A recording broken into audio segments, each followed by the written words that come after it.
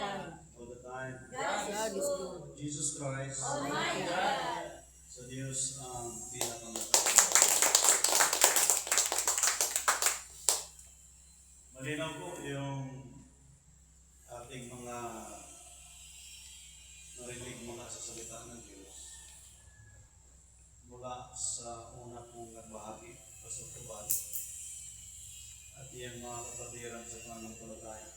Mukhang hindi nag-testimony si Brother Noel. Yeah, okay lang yan.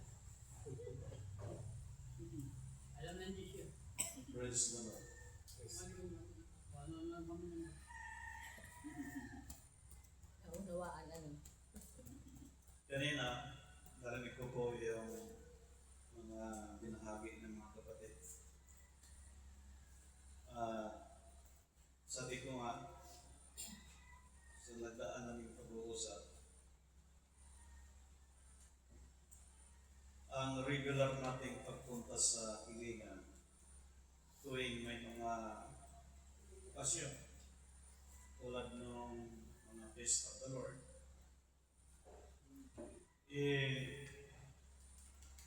sabi ko, birthday ni nanay, anong plano?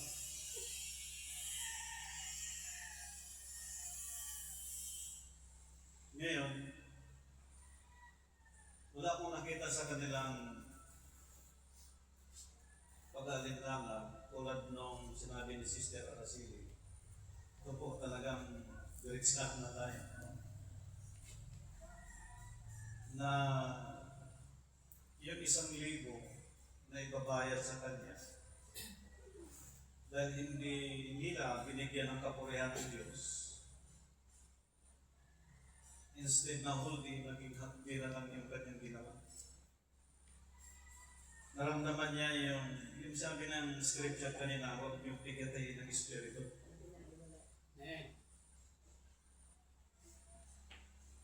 At naalala ko po, meron nag-fasting dito ng 3 days. After 3 days, binigyan ni nanay na off na noodles. At hindi ko makalain, kahit plano lang kung kirin itong lugar na ito. Kinausap si nanay, kinausap ang mga haligi dito, na sabi niya, kapag kayo ay akin ng libro, ako'y pastor niyo, lahat ng tithes niyo sa akin. Di, nakala mo po, sabi nga ni Brother Noel, hindi nagagawa ng masama yan sapagkat putol na pa. Sabi ko, oo nga, kasi kababayan ko rin. Sabi, hindi ko sukat akalain, marami pa ng pastor na retribo. At marami din natuklasan, mga pastor na sinanay, dinadaya dito. Mga pastor yan. Sabi ko, bihira lang tayo makakita ng isang taong may panindigan. Ano'y mo yung maggastos ka sa mali, nag-effort ka sa mali, ang dulo ng puro mali. Pero noon sa ginawa ng isang tao na nanindigan, kalulatian sa Diyos yun. Sabi ng Scripture, yung Diyos ay nananahan sa kanyang larawan na yung kalulatian ng Diyos ay nasa kanyang larawan at ang ginawa ng larawan ay binigyan ng parangal ang Diyos.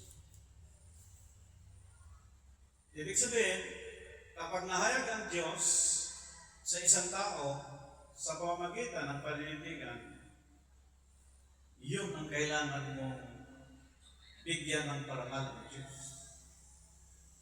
Bihira din yan, mga kapatid. Pero, medyo masakit. Bakit po? Ang direction talaga ng atin pong paglilingkod sa Diyos. Paano natin ma-receive yung anak? Dito po tayo iikot sa may oras. Sapagkat sa magkakapatid na 5, 6, sa isang family, mostly, mayroong isa talaga dyan na tinawag para magmana. Kahit anong gusto mong gawin, hindi ka naman tagapagmana, wala ka talagang magagawa. Kung yaman pinag-uusapan, maraming yumaman eh. Yung mga magulang ko, bago kami pinanganak, nagulat naman kami, sabi ng mga kaibigan, yaman ng magulang mo, bakit sana naabutan niyo? Kinuha sa kanila ng Diyos. Ngayon, naisip ko dito sa ating panahon, sa paglilingkod sa Panginoon, dahil wala naman talaga tayong sweldo bilang lingkod ng Diyos. Pero bakit tayo linagay ng Diyos sa gawain ng paglilingkod na ito? Tulad kanina, ano ba ang purpose? Kasi po, yung topic talaga kanina ay tumutukoy sa the purpose, the second coming. What is the purpose? The second coming of our Lord Jesus Christ. So, ang purpose, kailangan matanggal lahat yung bagay na siyang dahilan na tayo ay hindi makapagmana. Kailangan tanggalin talaga yun. Pero, ang design noon is gospel of the kingdom. Paghahari. Ngayon, ang kailangan natin makita, ito po, isahin natin, binanggit ni Pastor Tubal kanina, yung Galatians chapter 5, verse 19 kanina, tinuloy sa verse 22, no? Balikan natin yung Galatians chapter 5, verse 19. Galatians chapter 5. Verse 19 po. 19 lang muna. At hayak ang mga gawa ng laman. Sa makatuwid ay ang mga ito. Pakikiapit, karumihan, kalibugan, pagsamba sa Diyos-Diyosan, pangkukulam, mga pagtataniman, mga pagtatalo, mga paninibugho, mga pagkakaalitan, mga pagkakakampi-kampi, mga pagkabahabahagi, mga hidwang pananampalataya. Tuloy pa natin. Tuloy. Mga kapanaghilian nga, mga paglalasing, mga kalayawan at mga katulad nito tungkol sa mga bagay na ito ay aking ipaalala sa inyo tulad sa aking pagpapaalala nung una sa inyo na ang mga nagsisigawa ng iyong bagay ay hindi magsisipasok sa karyaan. Sa English, yung last stanza sa English. In English,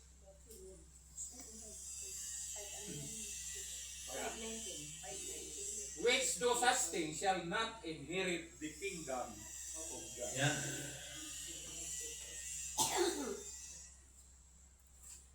Kung grupo, ang pag-uusapan,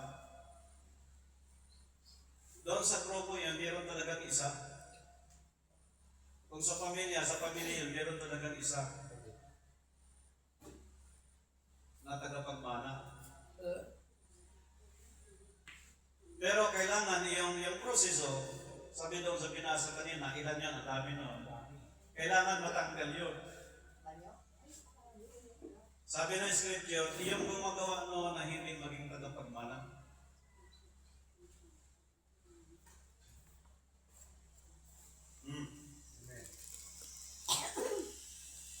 Ngayon, pagdating sa Galatians chapter 5, verse 22, pakidiretso na sa Verse 22, ganito po ang ating mababasa.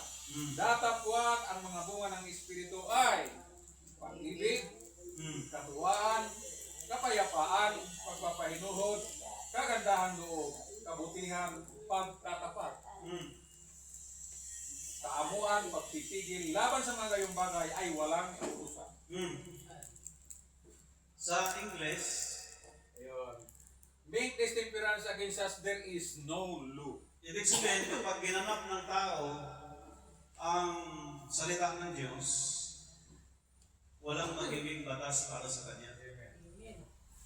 Sabi sa paliwanag ni Apostol Pablo, we are not under the law, but we are under the grace. Sa makatuwid, kapag ang tao ay under the grace of God, hindi niya dapat ipamuhay ang Galatia chapter 5, verse 19. Sapagkat kung ito ay ginagampanan ng sinuman, wala siyang aasahang mana mula sa Diyos. Amen. Amen. Kahit pa pinupukpok ng pulpito ng isang preacher na yun at parang masisira na, saka bla bla bla, kung masama naman ang layunin, walang mangyayari.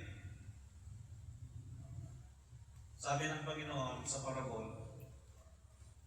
kapag ang isang bukid ay may natuklasan kayong kayamanan, bilhin niyo. Lahat ng pag-aari benta mo para mabili mo laging lugar. Yan na. Ngayon, sa ating pagtitipon dito, sinanay sa amin pinaka-elder natin. Our mission is international. Maaaring ito ay training sa atin na kailangan malagpasan natin ang paglabanan iyong gawa ng laman, iyong galit puot, ang naghiling. Pag nanatili sa puso at isip natin yan, wala tayong asahan. Amen. Amen. Okay. Sabi ng John chapter 10 verse 30, ako at ang Ama ay isa. Saan tayo magkaisa? Sa Galatia chapter 5 verse 19 o sa Galatia chapter 5 verse 22? 22 tayo. Palagpagan natin ang Diyos. Hallelujah. Ibig sabihin po, ang ipinakita po ng Biblia, tulad sa atin pong pinag-aaralan last time, hindi ko akalain na natulay ni Pastor Tubal doon sa talatang yun. Yung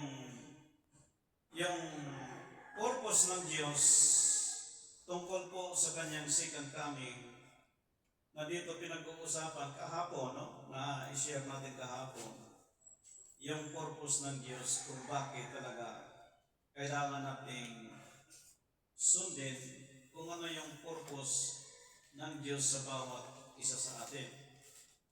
At ito pong sinishare no, ng ating mga kasistiran sa Panginoon, yung ating overall. Ang nakita ko po sa kanila, Nanay Sani, bilang ikaw ay umabot na ngayon sa hustong edad. At yung edad mong yan, kung ilang taon ang ibibigay sa iyo ng Diyos, kami kaya magpatuloy pa.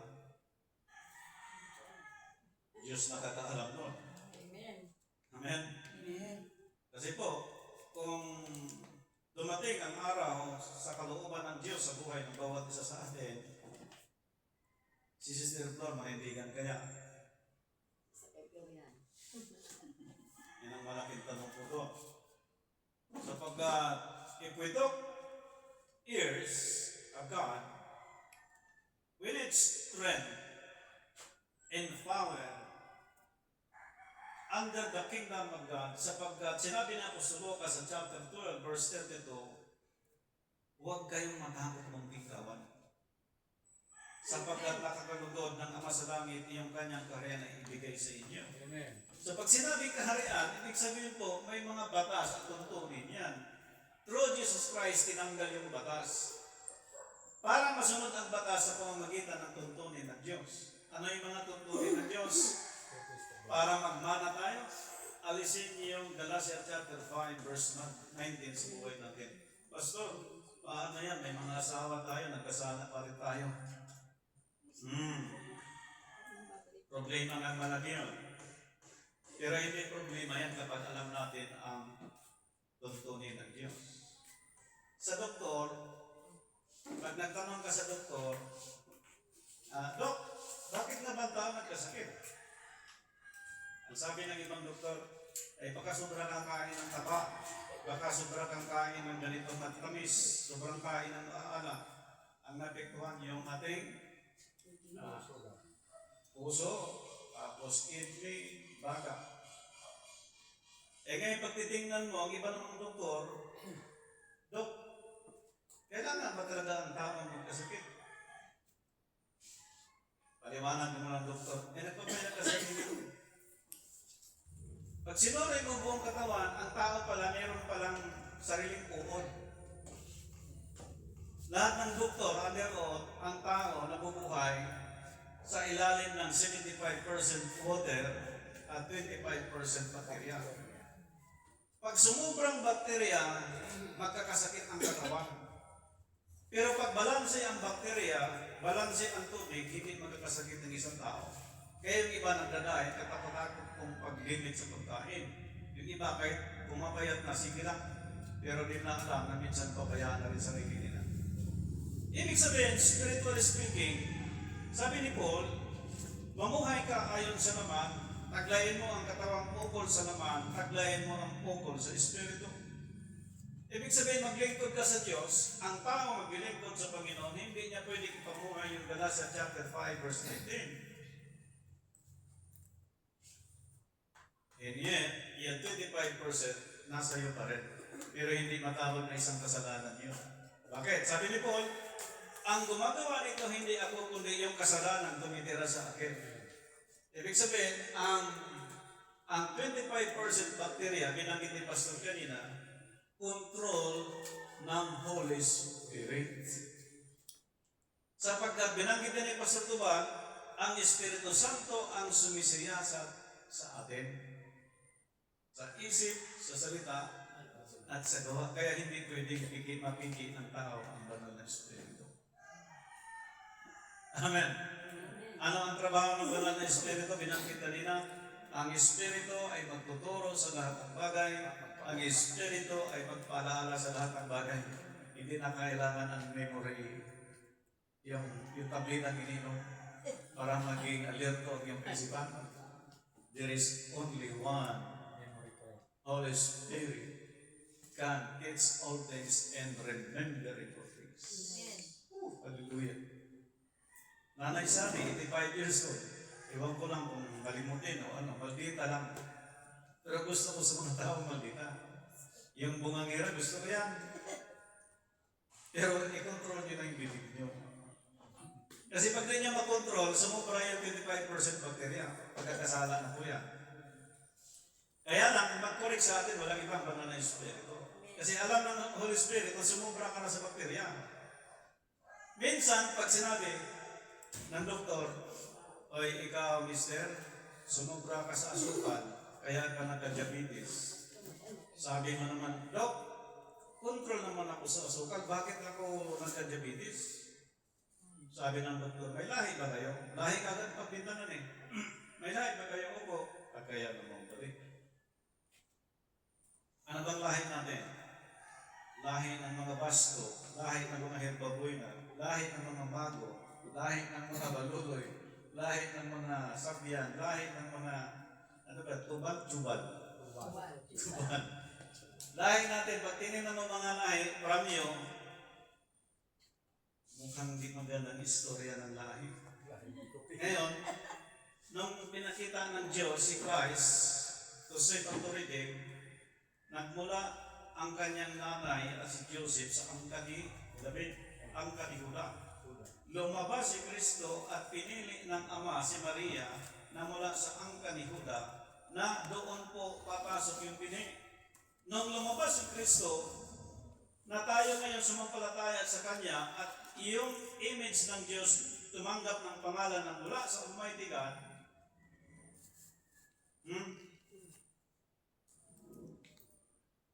kailangan lalabas tayo sa ating lahi sapagkat ang lahi natin dahil sakit sa puso, sakit sa kidney, lahi sakit sa ugat, lahi ng magalitin, lahi ng matampuhin, lahi ng mga mainitin ng ulo, lahi ng mga ang dami nandiyan, Galatia chapter 5 verse 19. But if we transfer,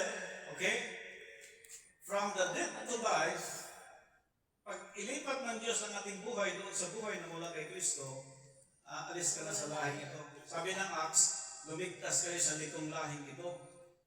Bakit? Malakias chapter 3 verse 7, mula pa sa inyong mga ninuno, kayo na magpangalikaw sa mga tuntunin. Saan tayo lahi kakabit ngayon? Kay Jesus Christ. Amen. Amen. Amen. Si Jesus Christ mula sa angkan ni Juda. Itong mga Hudyo mula sa Israel sa angkan ni Juda. Ngayon tayo kapag nakakunik sa Juda, tayo ang modern Jew. Matatapang, matitigas, may bayibigan. Sa tulong ng Diyos, yan ang nakita ko sa iyo. Hindi sa pagmamapuri sa iyo. Buryo pala sinabi. Amen. Okay. Ang isa sa mga gusto ko pong sa tulong ng Diyos ibahagi sa bawat isa sa atin, yung ipinakita ng Diyos dito po sa lugar na ito. Gusto ko lang pong patuloy na hingin sa Panginoon na ibahagi ito. At dito ko po na-experience, hindi lang ako kundi ang mga kamanggagawa sa Panginoon, sapagkat kung i-recall natin yung 2 years, 3 years, 2 years, parang ayaw ko nang bumalik dito. At sabi ko nga sa mga katimbang, huwag na tayo naman doon. Labas na tayo. Nung tumawag si Brother Noel, at nakontak si nanay, nag-usap kami, sabi ko, ang layo ng lugar, maputik. Balik kami dyan. Pero hindi na akong tumigil ako sa reklamo. Kasi iniisip ko kung kalooban ng Panginoon ng plano niya, bakit namin nahantalan? Eh ngayon, sabi nga si Sir Rasili kanina, kahit kagang-kagang, pwede na niya sakyan o balik-balik dito. Eh sabi ng mga kapatid, wag naman. Sabi na ni Pastor, Tornilyo pa lang nabubo. Eh ngayon, Isang taon na lang ang kulang. kung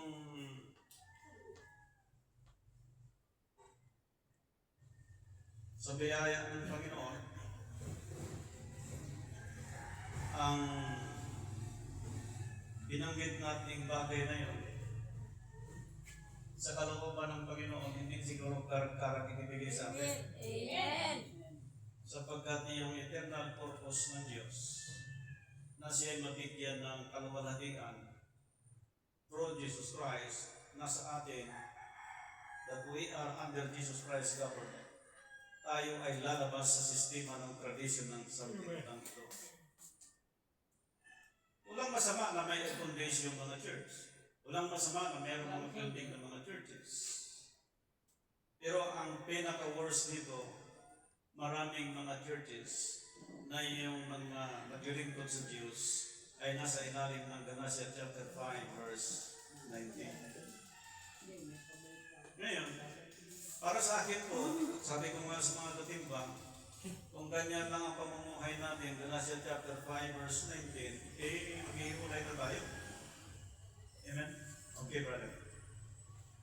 Pero sabi ng mga kapatiran, ay kami pang pastor, eh naghahanap din ng katotohanan, hindi manindigan tayo. So saan tayo magkaisa? Sa mali o sa tama? Amen? May tama. Kaya po naglagay ang Diyos ng leader sa iba't ibang posisyon. Kapag sinuway yung leader, sa Diyos ang taong yun sumuway. Kaya lahat ng operations na sumuway sa leader, nasisira po sapagkat sumisira ang sinuman doon sa tinakdat ng Diyos. Ngayon sa akin, nakalive tayo. Listen carefully, international. Kung pipili lang tayo ng mga churches para magkapira, ito na tayo sa mga mayamang church. Amen. Amen. Magkano ang allowance ng ibang church na narinig ko?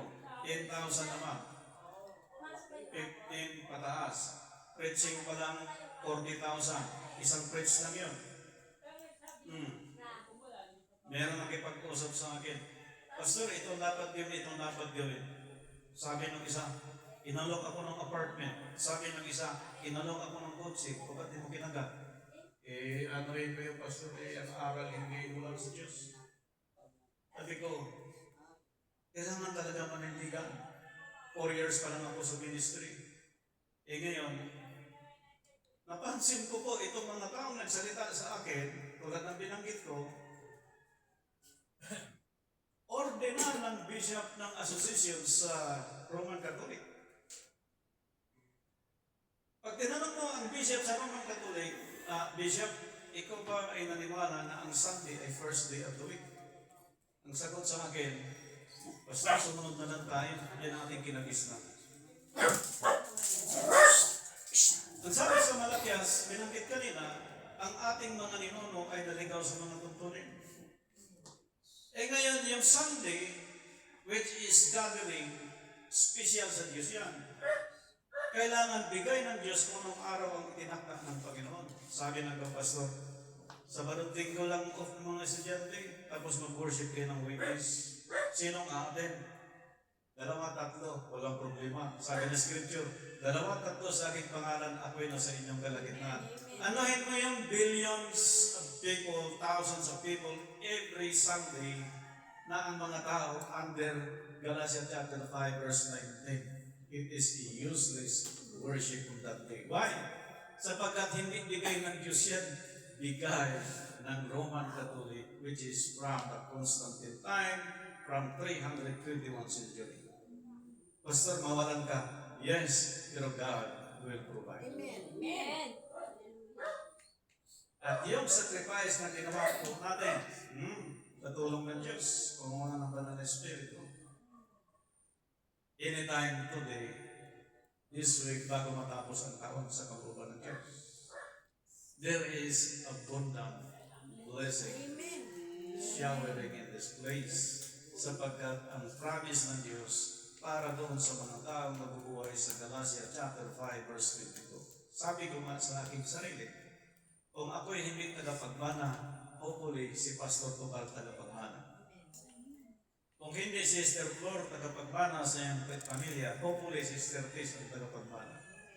At kapag ikaw tagapagmana, sikapin mo that you go out from the Galatians chapter 5 verse 19 sapagkat pag ibuho sa kanya yan at hindi tayo nakakalag doon sa taling yon, magiging sumpa sa atin yung mana instead magbibigay ng buhay para sa atin.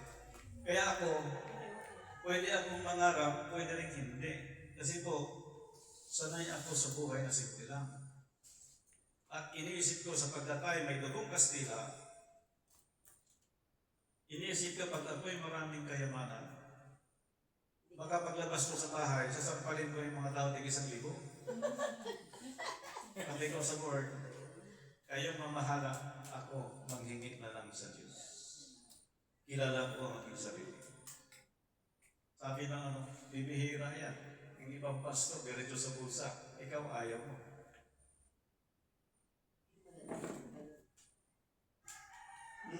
Isipin mo na isang 85 years old.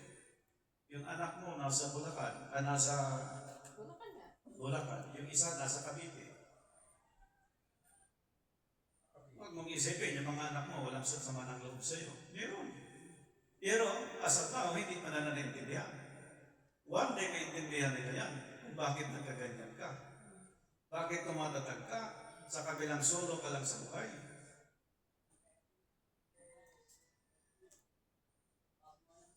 Pero sabi ko nga, nag-iisa nga si nanay pero kasama niya ang Diyos. Nag-i-enjoy siya sa maikli niyang panahon. Punta ng palengke, minsan niloloko ng mga tao, minsan nagbigay ng pera, yung mga taong kinagausap hindi dumarating. Kung minsan ang problema, matandaan kung paano niya dalhin ang kanyang sarili, lalo na sa mga lupa na may mga bunga. Nakakala ko nga, noong kami ay nag-usap tungkol sa buko, yung ilang piraso na yun, marami na yun. Pero ngayon sa birthday niya, grabe, 17 piraso yan. Ilang kilo yan kapag ikupra mo? Magkano kupra? 31 kilo. Subalit dahil sa kaarawan ni Nanay Sani, actually para sa akin, hindi ang 85 years old na tawagin matanda ka. Every year, lagi kang bumabata, lagi kang bumabata sa paningin ng Diyos. Sapagkat sa paningin ng Diyos, hindi tayo matatanda. Lalo na kung ninindigan ka sa paglilingkod sa Panginoon.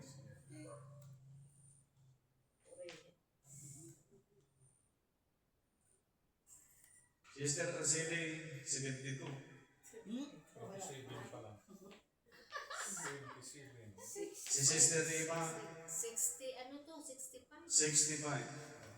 Si Pastor Tuhan, 65. Ako lang matanda sa lahat. Kaya pag nakita ko yung matatanda, 60 na. ay kami sisters, mag-sister-tis, magkaedad ng kami niyan. Kaya minsan pumapasok ko sa krami. Sabi ng mga pulis na tatakas ng mga baril. Ay, di sir.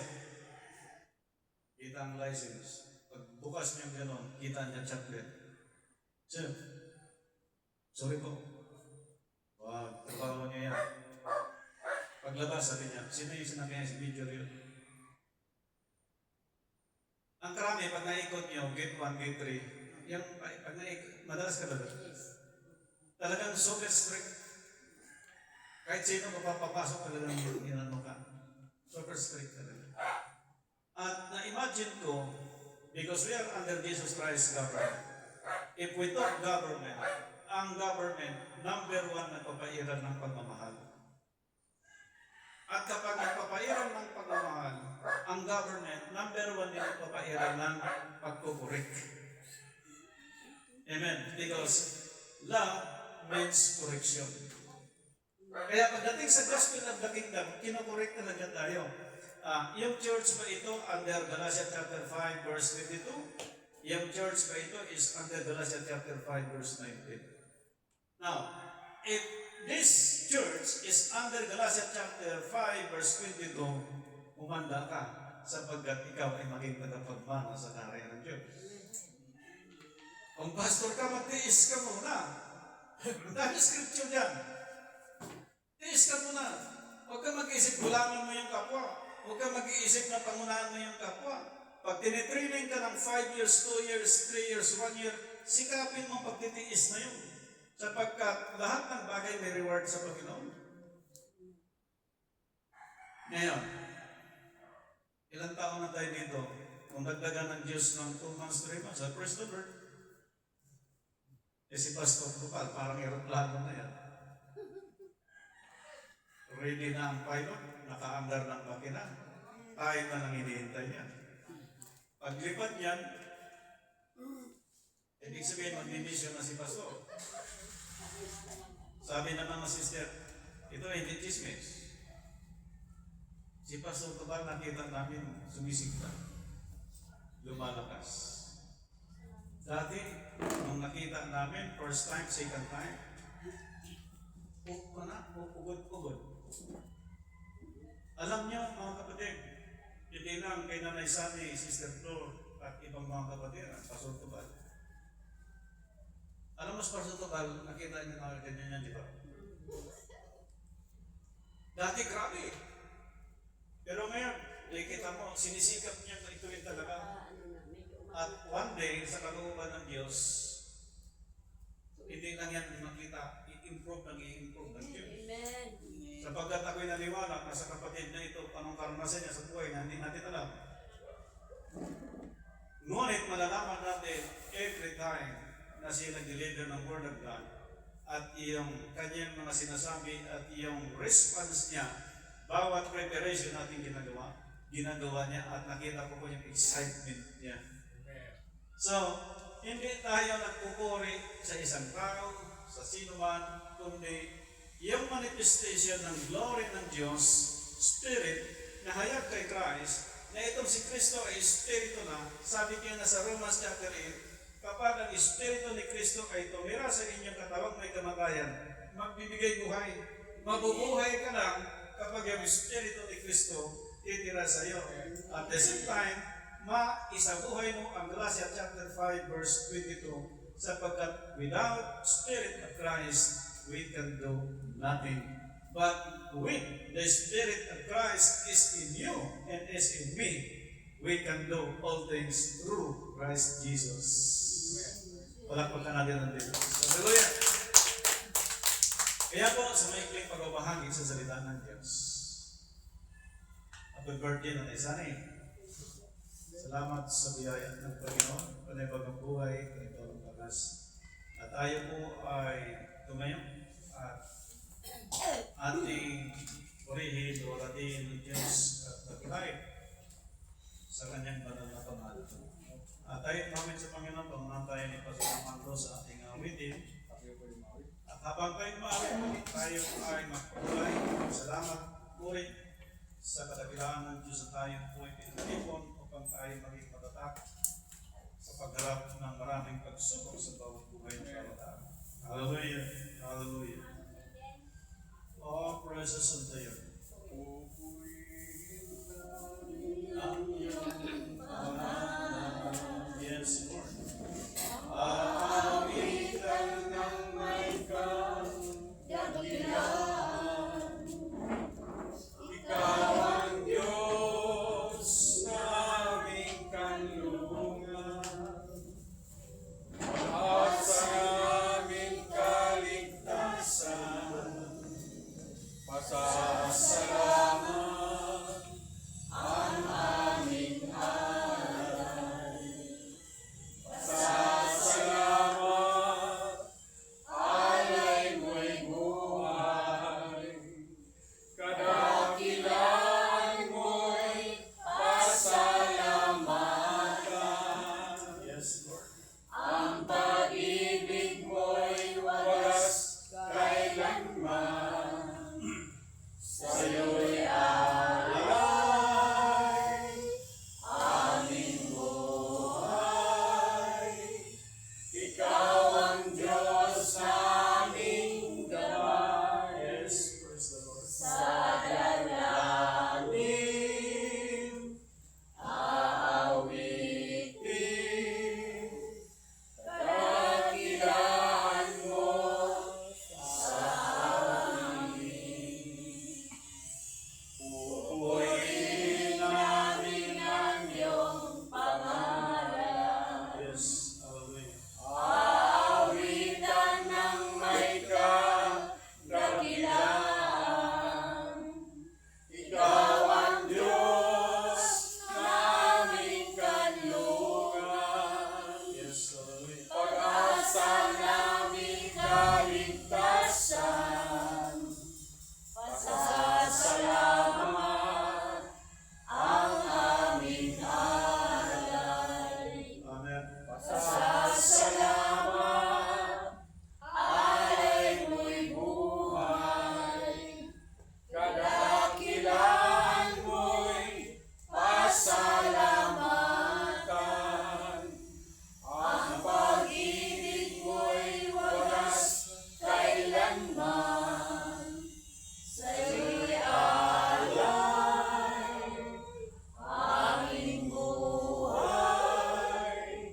Ikaw ang Diyos naming gabay. Sa dalangin, aawitin, kadakilaan mo sa amin. Kadakilaan mo ang banal na sa amin. Ay manatilig sa pagkatayo. Yes, Lord, hallelujah.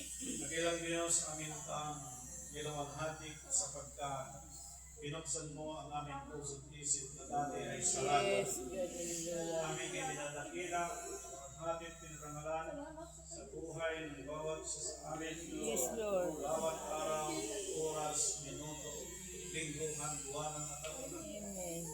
Nasa aming panahon ay meron kaming 365 beses ang taon. At amin pong isinasabuhay sa tulong mo ang iyong salita Yes, upang God. lumakad kami Hallelujah. na hindi ubad sa iyong paningin. At anumang paningin ng tao sa aming pagtatao, nanalig kami doon sa mga taong itinakda mo na maging tagapagmana. Yes, God. Ang liwanag na sinabi mong let there be light Yes, ay magkaroon ng liwanag sa aming panahon sa pamagitan ng aming Panginoon sa Kristo. Dinadakila ka namin sa iyong pangalan sa pamamagitan ng iyong larawan yes, na ang Lord. maging larawan ngayon ng Iglesia na siyang itinatayo mo sa ibabaw ng bato na ito ay may pundasyon na hindi kailanmang inagin ng anumang gutom, anumang sinta, anumang kawalan kasama ang iyong mga kapatiran maging sa lugar na ito Yes. na sinaysani, Panginoon, ay tumanggap ng panibagong taon sa iyo. Amen. Sa iyong kadakilaan sa buhay niya, salamat na binuksan mo ang aming spiritual eye and heart para po ma-discern namin ang iyong katwiran sa buhay ng Yes, mga Lord. bagay. Hallelujah. Sapagkat ang nakikita ay hindi pananampalataya, kundi doon sa mga bagay na hindi nakikita. Because faith is the substance that things are cannot see. Hindi namin makita ang Diyos, ngunit makita namin kapag ikaw o Diyos ay mananahan sa isang tao. At aming nakita, Panginoon, ang iyong katwiran upang magpatuloy kami sa anumang kahirapan ng dinanas sapagkat kinakailangan magtiis kami. Ang bawat isa na rito ngayon na nakipag-fellowship, hindi lang sa mga bagay na amin kung kailangan sa bawat araw, kundi sa mga bagay o Diyos na makakatulong hindi lang sa aming sarili, sa aming pamilya, kundi sa gobyerno ng bansang ito. Maging ang buong mundo, Panginoon, na ngayon ay kasalukuyang nagbanggaan ng aming mga leader, ang sino man, ngunit hindi katandaan na naisani na walang pakinaban na sa pagdadsyelidad. Ngunit sa iyong kadakilaan sa buhay niya, pinakita mo sa bawat isa sa amin na kailangan naming manindigan. Amen. Kailangan namin panghawakan ng Diyos ang iyong pangako, ang iyong salita, sapagkat maraming generation sa kasalukuyan na nalugmok po sa masamang environmental na kung saan ay nalugmok sa iba't ibang klase po ng suliranin, sa iba't ibang bar. At sa iyong kalooban, ang munting kawan na ito ay makatulong sa problema, hindi lang sa community, kundi sa buong mundo. Amen. Sa pamamagitan ng pagdalahan, pagpapakita ng iyong banal na kasulatan, sapagkat sinabi mo, kami ay wala sa ilalim ng batas, kundi sa ilalim ng biyaya. Sa pamamagitan ng biyayang ito, masunod namin o Diyos ang iyong mga tuntunin at hindi kami makalabag sa anong batas. Kaya amin kang pinasalamatan sa aming pagtitipon, pupuri, sapagkat kami iyong ingatan at pinatubayan at patuloy na aming ginadalangin ang bawat isa sa amin na may buhay, may lakas, ligtas sa mga karamdaman, taglay namin ang lakas at katuwiran mula sa iyo, sapagkat kami ay iyong pagharian sa pamagitan ng iyong salita sa ilalim ng Galatians chapter 5, verse 22. Ang lahat ito, O Diyos, aming binabalik sa iyo ang pinakamataas na papuri at luwalhati, sapagkat tinanggap namin sa umagang ito ang pangako mo ayon sa iyong salita na kami ay maging tagapagmana ayon sa pangako. In your name, now and forever, in the name of Jesus Christ, in the name of Jesus Christ, in the name of Jesus Christ. God bless and happy birthday. Praise God. Amen. Muli.